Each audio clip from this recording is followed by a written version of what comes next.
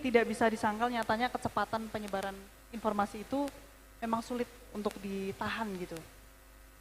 Tadi ada berita Pak Prabowo bertemu dengan Menteri Informasi Digital itu semacam tempat dikumpulkannya problem. Jadi kalau problem yang kita tanyakan problem yang dangkal-dangkal, lama-lama ChatGPT bilang, oh ya Jawa Barat itu pertanyaannya dangkal. Itu artinya manusianya dangkal juga tuh.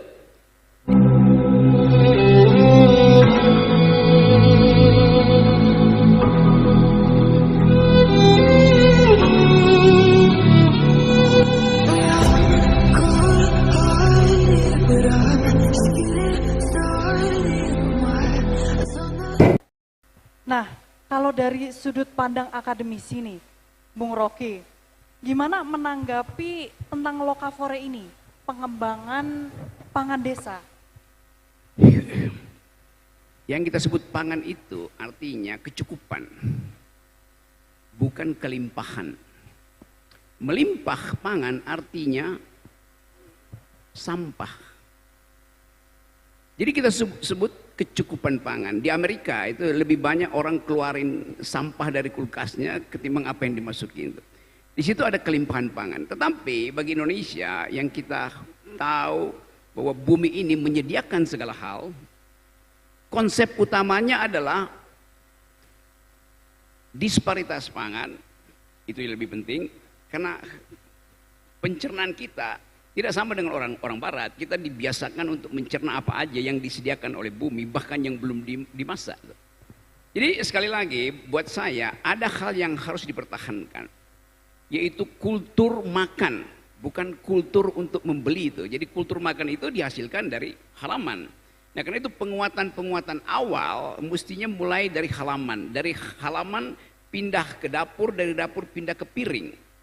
Kan itu dasarnya itu. Kalau kita balik pada apa yang disebut local genius atau ya kearifan lokal. Tapi yang lebih penting adalah genius kita untuk memilih tanaman. Di dunia begitu banyak riset yang memungkinkan kita tinggal beli 2 kapsul lalu kebutuhan energi kita terpenuhi.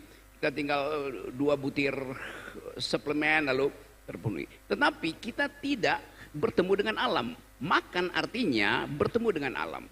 Misalnya di sini ada banyak hasil bumi itu. Kenapa nggak ada petek di situ misalnya? Ya karena petek bau itu. Buat orang kota petek itu bau. Tetapi buat orang desa petek itu lebih wangi dari Chanel No. 9. Pasti.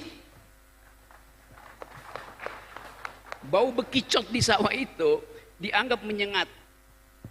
Buat saya parfum seorang selebritis yang tidak paham tentang cara pakai parfum lebih menyengat dari bau bekicot. Kan kita tahu bagaimana orang pamer tentang kemewahan tapi dia bahkan pakai parfum pun dia nggak tahu.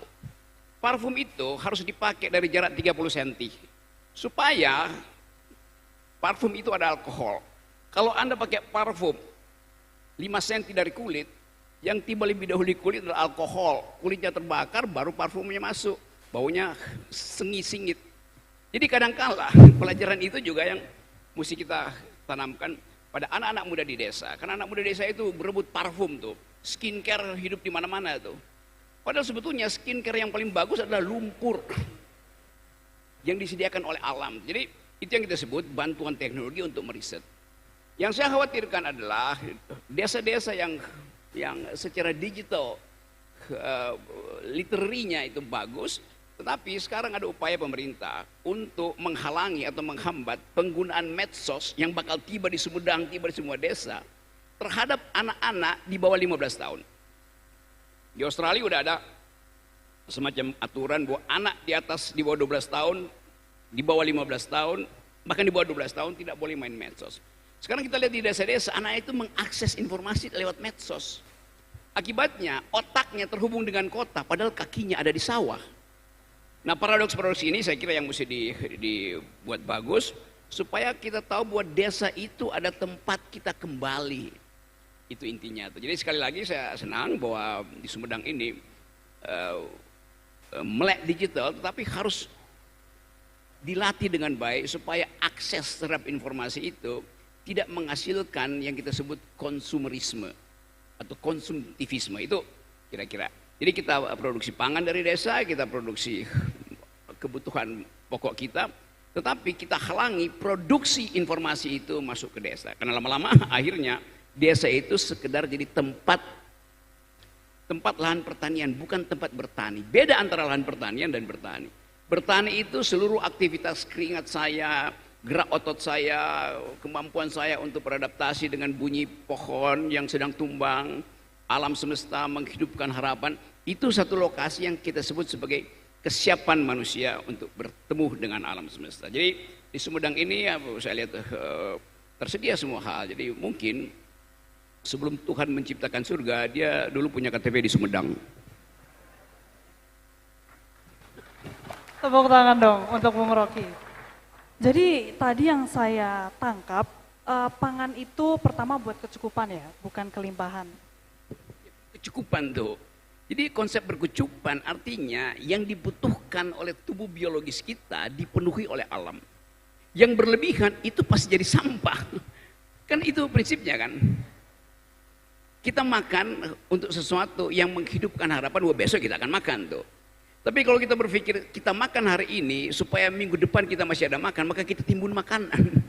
Begitu timbun makanan, fermentasi terjadi dalam 24 jam, dia langsung jadi sampah tuh. Nah itu pengaturan itu bisa dibantu oleh teknologi itu. Wah, jumlah energi, kalori kita, protein, berapa, supaya kita tidak mengambil melebihi yang disediakan oleh bumi. Nah, sekarang ada food estate macam-macam, tapi saya termasuk orang yang pengkritik food estate itu. Karena itu semacam arogansi terhadap alam itu. Alam memberi kita kesempatan untuk menikmati dengan cara yang beradab, tapi food estate itu bumi dipupuk segala macam tuh, dipakai teknologi dan berlebihan akhirnya tuh. Padahal misalnya pemerintah memang menginginkan ada stok pangan yang tersedia.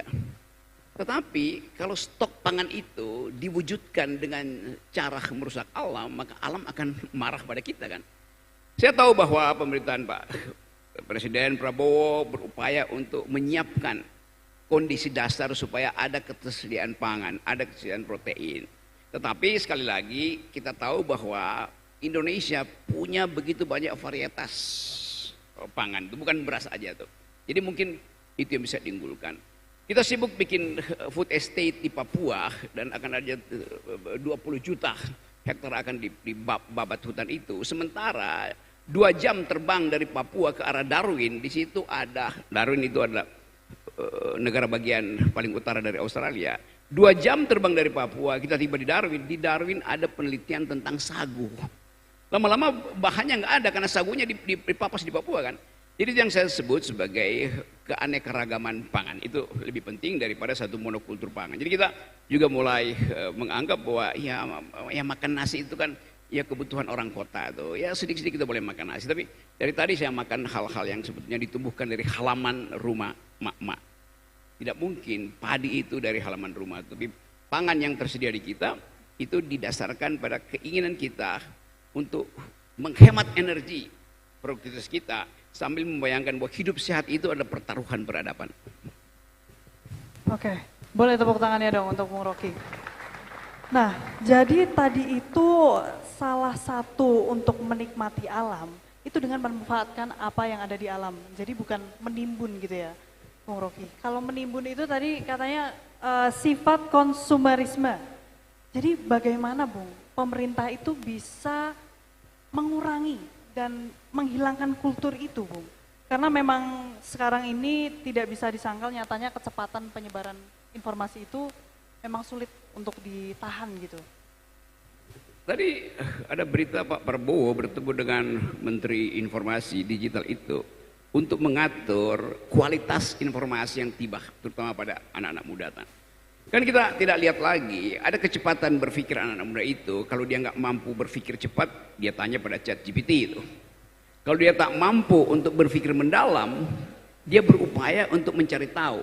Nah sebaiknya kita ingin supaya anak-anak muda ini memproduksi kuriositas, supaya kalau dia bertanya ke artificial intelligence, betul-betul pertanyaan yang mendalam. Yang kita sebut ChatGPT itu semacam tempat dikumpulkannya problem. Jadi kalau problem yang kita tanyakan problem yang dangkal-dangkal, lama-lama ChatGPT bilang, oh ya Jawa Barat itu pertanyaannya dangkal. Itu artinya manusianya dangkal juga tuh. Jadi itu yang saya maksud, anak-anak muda desa itu ajukan pertanyaan yang berkualitas, tajam, supaya ChatGPT tidak bisa menjawab. Gitu. Kalau bisa dijawab oleh ChatGPT, itu artinya pertanyaan dangkal. Nah di situ kita belajar. Jadi saya kira itu baik buat kepala desa seluruh Indonesia. Ajarkan pada masyarakat baru kita, pada anak-anak muda kita, Gen Z itu untuk mengajukan pertanyaan yang paling fundamental itu. Misalnya, coba tanya pada ChatGPT, apa beda antara pohon dan sungai? ChatGPT pasti akan jawab secara gampang. Sungai itu menghidupkan pohon, karena itu sungai akan melalui akar-akar pohon. Kalau teman-teman kepala desa bilang tidak, bukan begitu. Sungai adalah apa yang mengalir melalui kapiler pohon. Jadi sungai apa yang naik ke atas pohon dan sisanya yang pergi ke laut. Orang mulai berpikir, mana mungkin sungai bisa naik pohon? Kalau begitu pertanyaannya, kalau tidak ada sungai naik pohon, bagaimana mungkin pohon itu memproduksi karbohidrat, memproduksi karbon dioksida, menyimpan hijau daun? Jadi kita bongkar cara berpikirnya tuh. Demikian juga kalau kita sebut, ada paham kan yang belajar biologi, akar kita itu, akar pohon itu menyerap air. Air yang naik ke atas pohon, tiba di daun oleh matahari, diubah menjadi energi. Sisanya malam hari jatuh ke bumi. Lalu jadi sumber para sastrawan untuk membuat puisi bahwa embun pagi engkau telah selamatkan hidupku. Karena semalam aku tak tahu panas apa yang ada di dadaku. Tumbuh inspirasi. Jadi kalau kita bilang setiap pohon adalah sungai, maka itu adalah pelajaran ekologi. Memotong pohon artinya membendung sungai. Kan begitu cara berpikirnya, yang tidak diajarkan di sekolah-sekolah. Tapi justru dengan itu kita provokasi millennials ini untuk berpikir alternatif. Saya kira itu yang penting, dan saya tahu bahwa kita kerajingan artificial intelligence, kita kerajingan kuota untuk main internet, tetapi sekali lagi kita harus memanfaatkan itu untuk menumbuhkan pengetahuan-pengetahuan baru, termasuk pengetahuan-pengetahuan yang timbul dari. Kalau saya misalnya jadi petani, artinya saya melatih kesabaran saya untuk menunggu panen. Sapi yang ada di kandang itu buat anak kota itu sesuatu yang menjijikkan. Tapi kalau diterangkan pada mereka bahwa Anda minum susu yang Anda beli di supermarket datang dari sapi di desa Sumedang, anak-anak kota itu mulai berpikir, oke, kalau begitu asal usul saya adalah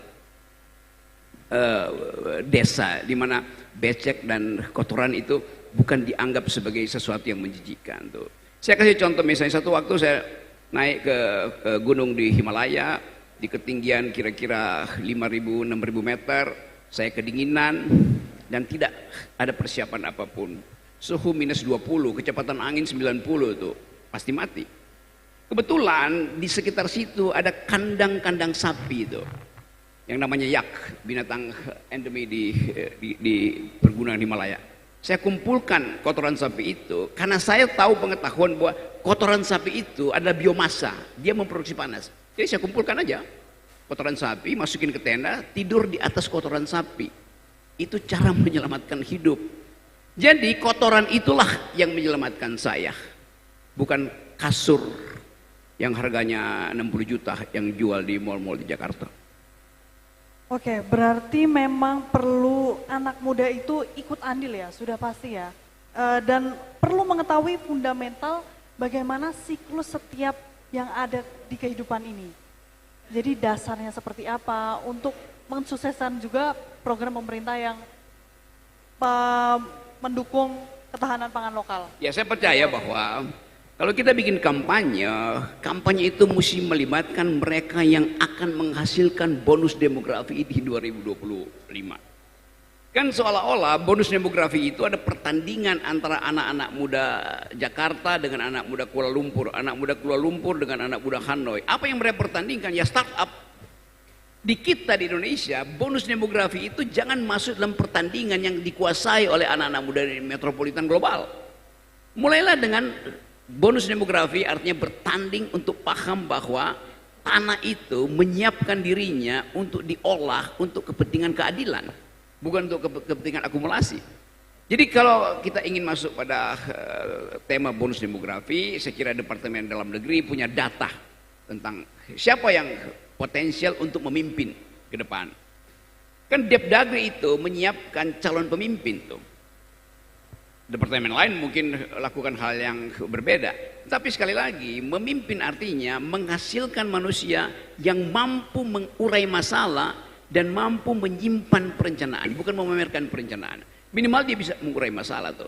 Nah, masalah kita hari ini di tingkat ekologi bumi itu adalah soal lingkungan. Jadi anak-anak muda Indonesia mestinya bersaing untuk menghasilkan bonus demografi di bidang lingkungan, bukan di bidang teknologi komputer yang pasti kita tercecer oleh anak-anak muda di Cina, Vietnam, dan Thailand. Jadi harus ada segmen, termasuk di dalamnya untuk menyiapkan daya tahan pangan kita tuh, dan menyiapkan anak-anak muda yang paham tentang ecological footprint, do speak environmental ethics. Itu artinya mempersiapkan kita untuk paham bahwa kita punya daya tahan pangan karena kita mengerti hubungan antara manusia, padi, duren, dan tanah. Itu dasarnya. Teknologi hanya membantu itu. Jadi bonus demografi bagi desa artinya bersaing di bidang ekologi, bukan di bidang teknologi. Kira-kira itu. Baik, terima kasih banyak Bung Rocky. Setelah berdiskusi melalui kacamata pemerintah pusat, seorang akademisi, dan juga seorang petani organik yang melakukan implementasi nyata, saya juga mau dong berdiskusi dengan kacamata pemerintah daerah.